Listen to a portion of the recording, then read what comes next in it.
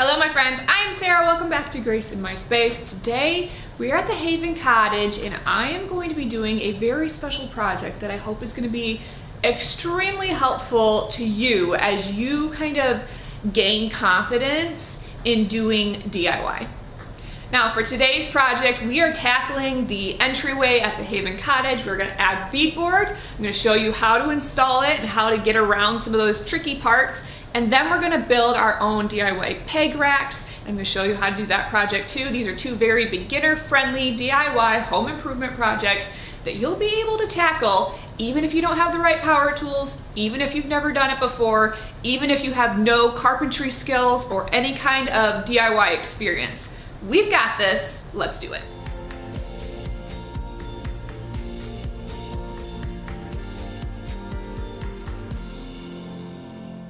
Now in 6 years of doing this and sharing it with the world, I get a lot of very common responses. I don't have the right power tools. I've never been taught how to do that. I wish I had your confidence. I wish I wasn't so afraid to fail.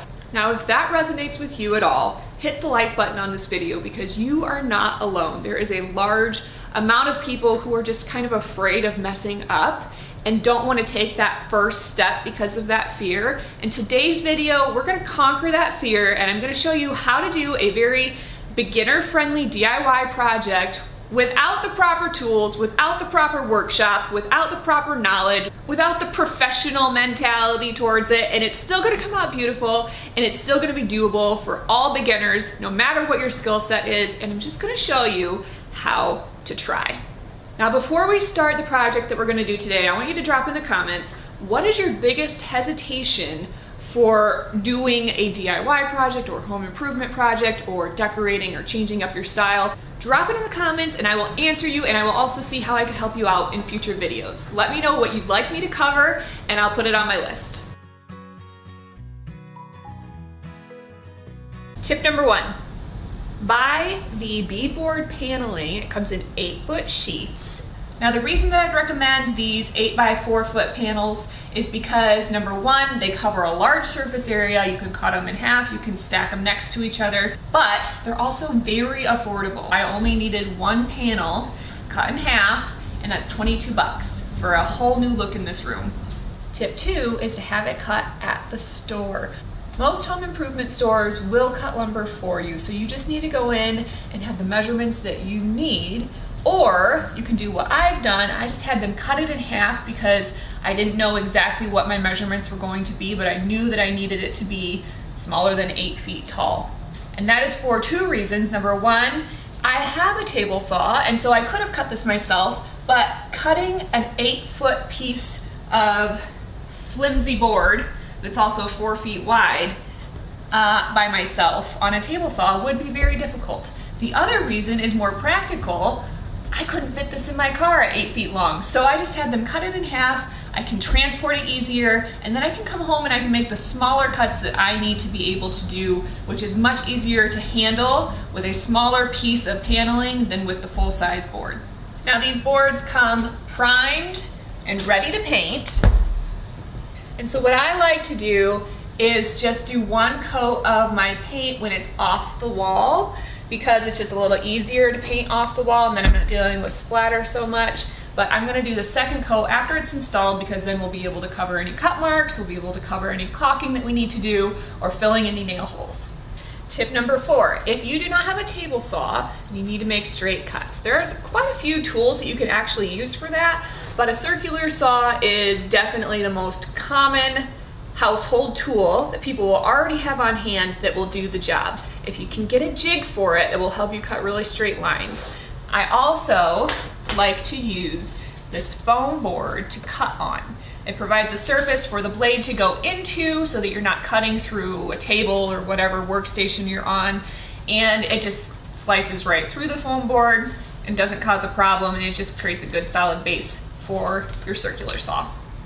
There are 2 other power tools that are really helpful, extremely helpful, and you will use them on every project that you do from here on out. And that is the battery operated nail gun, brad nailer, and also a jigsaw.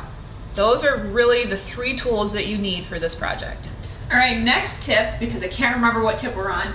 I am going to show you how to figure out where to cut holes for access to outlets and to switches. You can do lots of tricky measuring, math. Those are not my skill set, so I like to create workarounds. So if you want to do this kind of the carpenter craftsman way, you would measure from here to here, from here to here, and you would do all kinds of math, and you'd figure out that this hole needs to come out of this panel because you measured. But if you want to do it a faster, accurate, and easier way, step one, take off your outlet covers, take off your switch covers, grab a can of paint or some toothpaste or anything that is a substance of the same kind of consistency. Get a little paint on there and come over here, and on the furthest out point of your switches and of your outlets, paint a little teeny bit right on those edges. Don't get it in the outlet, okay? We don't need any electrical issues here. Now we've got a little bit of paint on those 3 switches and on the outlets. And we're gonna take our board, we're gonna line it up exactly where we want it to go, and then we're just gonna push it right on up, and it's gonna make an imprint on the back. And then we're gonna take it off, and we have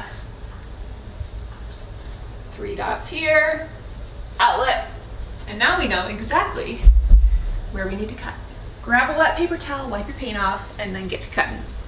All right, now this video is all about making it work when you really don't have the tools or the workshop that you need for a project. And so I would never normally do this inside, but it is so windy outside today that I can't even imagine trying to cut in the breeze and having this not fly up in my face because it's so flimsy. So for safety reasons, I'm bringing it inside. We're gonna deal with the mess, but I also have another issue. I forgot my jigsaw, which is what I would normally do this portion of the project with. So we're gonna plunge cut instead. I have this little 5.5-inch circular saw, and instead of doing it the normal way, which I will show you on the outlet, we're gonna make do with a different method. Now, you remember I told you that this is a really great base to cut on when you're using a circular saw. The trick is making sure that you have adjusted your saw level, because this thing moves, to allow you the depth of your saw blade to come in and out, to a point where when you cut through, it's not going to go through the foam board and into your floor or whatever work surface you're working on. So make sure that if you do this, you're not going to cut into whatever's below with the depth of your saw blade. Now we're just going to cut out this area, and I will show you how it fits on.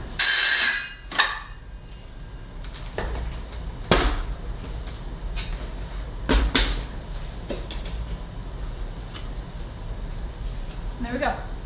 Now I'm going to try the same method with the outlet cover, but I'm not sure. I have to measure and see if my blade's too big. But what I would normally do is on the corners, I would drill a hole with my drill to give access to the jigsaw blade, and then just use the jigsaw to cut out this really small piece. But we're gonna make do, see if this will work instead.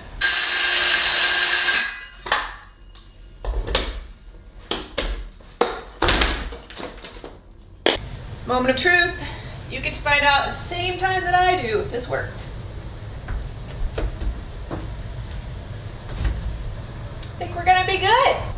Next tip, when you're adding something to the wall, you're obviously adding a depth. Now if I put this on here, you would see that it does not sit flush. So what we have to do is accommodate for that by pulling out. You can either pull out the whole box, which is more involved, or you can pull out each individual piece or each outlet, and you can see right here that I'm not quite low enough for these to be able to move. So before I do anything else, I'm gonna pull these out, and that way I make sure that I can extend them out and the plate will sit flush, and I'm gonna show you a tip for that in a minute. The most important step is getting this first piece of beadboard level with a level, not with a floor or a ceiling. Floors and ceilings are notorious for not being straight. Now whenever you cut your beadboard, make sure in sand you cut edge down just to get rid of any of that extra fluff. And then, oh, I just stepped on my outlet cover. And then you're gonna wanna make sure that you are leveling as you install the second piece so that it's not crooked. It looks good actually.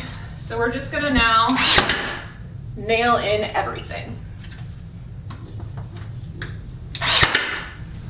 The nice thing about beadboard is you can install it a couple of ways. You can use construction adhesive and just smack it to your wall, but that will be a very permanent solution. If you ever want to take it off, then it is going to rip your drywall or your plaster or whatever your walls are made of.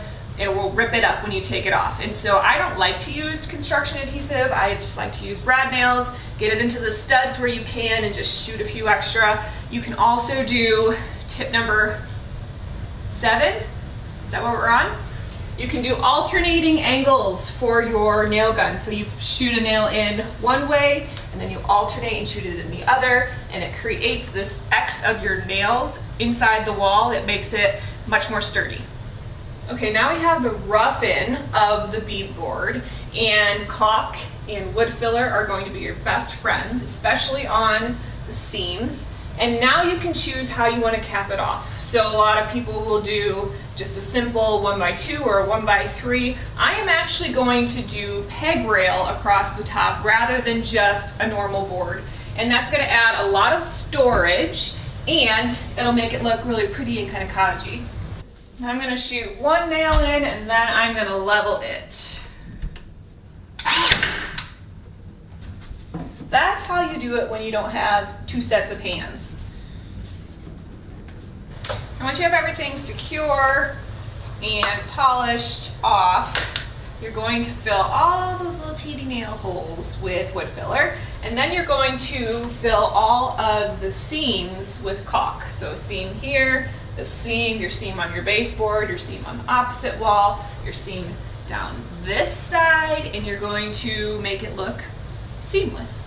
All right, we have our beadboard up, we have our peg rail wood up, and now we're gonna add the pegs. Now there are a couple of different ways that you can make a peg rack. I'm specifically talking about a shaker peg rack. There's lots of varieties of peg racks these days, more modern styles, but I prefer the shaker look for cottage. And in our mudroom, in our main house, I did a different type of DIY peg rack, which involved a spade bit, drilling holes large enough for the end of the peg to go into, and using wood glue to solidify it. But at this project, I decided I would try a different one that I've never done before, because that's the whole point of this video, is trying things that are new. So what I've done is I've gotten a different style peg. You can see this peg, I bought it right off Amazon. I'll link it in the description for you. It has a screw on one end. So in theory, you could take your peg and you can literally just screw it into wood, but that's a little bit difficult to get it started. It's a little bit difficult to hand screw through wood that hasn't been pre-drilled. And so I always like to drill a pilot hole first, which allows the screw to go in easier. Now, my pegs did not come with any kind of dimensions on them, so I don't even know what size the screw is. If you don't know what size drill bit to use, here's my trick. Grab a piece of scrap wood, drill your pilot hole, and put your peg right into it. If it fits and it's tight, then you have the right size drill bit. If it's not, you can adjust up or down. It's just kind of like the layman's way to figure out what size you need. Now I have 10 pegs. I have a 69.5-foot wall. That's math. I don't like math. I want them centered on the board. I want them level across the whole thing. I would really do this with a long level, which of course I don't have, so we're making do. Okay, so now I know that I want to drill right above my tape line, but I have the tape on the wall so that I can mark on the tape where I want my pieces to go. 6, 7, 8, 9, 10. We got it. Let me make sure I have 10. It's always good to make sure. All right, so now we're just going to do our pilot holes right on the top of the blue line where I've marked every 6.5 inches. That one's a little high. Yeah, be fine.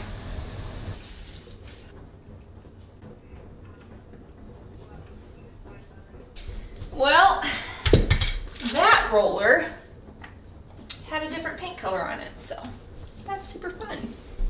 I thought that it was this taupe that I have been doing on all the trim, but it was definitely bluish green, which must have been from the bedroom, which I'll link for you right up here, because that was a fun project, and I did beadboard there too. Let's fix this problem. You know, a lot of times throughout my life, somebody has told me that I can't do something. That's like the best motivation ever for me. Just watch me do it. And I think that's why I don't have a lot of fear about DIY. Because I know that if I try long enough and hard enough and do enough research, I'll be able to figure it out. And you can too. Now, if you're new to Grace in My Space, then you may not realize that the reason it's called Grace in My Space is because I don't ever look for perfection. There is grace in every project, and there has to be. Otherwise, you'll just never want to do one. So where you see imperfections in your project, just remember, show yourself some grace. I've worked with a lot of different professionals, and let me tell you what, there's a lot of times when they get done with their project and I look at it and I think to myself, I could have done that differently, perhaps better, and they're professionals, so nothing is perfect. Our homes are never perfect. That's why there's grace. Now here's that trick that I mentioned with the outlets. In order to extend your plugs and your switches, you can get these extenders and they just pop right behind the screws, so you can pull them out to the level that you need, put the extender in, and then tighten your screw back, and it will bring your switches and your plugs out so that you can put the faceplate on and it will be flush with the new beadboard. Now for the final piece of the puzzle. Screwing these babies in. You can see this is not going to be the most fun process to do 10 of these, but at least it's easy. I'm gonna get carpal tunnel. And it's done. We built this. Well, I built this, but now you know how to. Now we do the fun part of decorating. And now we have a completed entryway, super cute, adds a lot of extra detail for a cottage style entry. Plus, these hooks are gonna get filled up with bathing suits and towels and coats and everything else, so it's really functional storage at the same time. Thanks so much for watching today. I hope that you learned several things in this video. I hope that you learned confidence in just trying something and making it happen, even if you mess up along the way. I hope that you learned how to install beadboard and how to make a peg rack. But most of all, I hope that you just walk away with the knowledge that even if you try and fail, that's okay. That's a learning process. That's how everybody learns. There's no professional out there who did it right the first time that they did it. So take that first step, tackle that project that's been on your list forever, and you can do it. Make sure to hit that subscribe button, ring the bell for notifications, check out my next video, and I'll see you next time.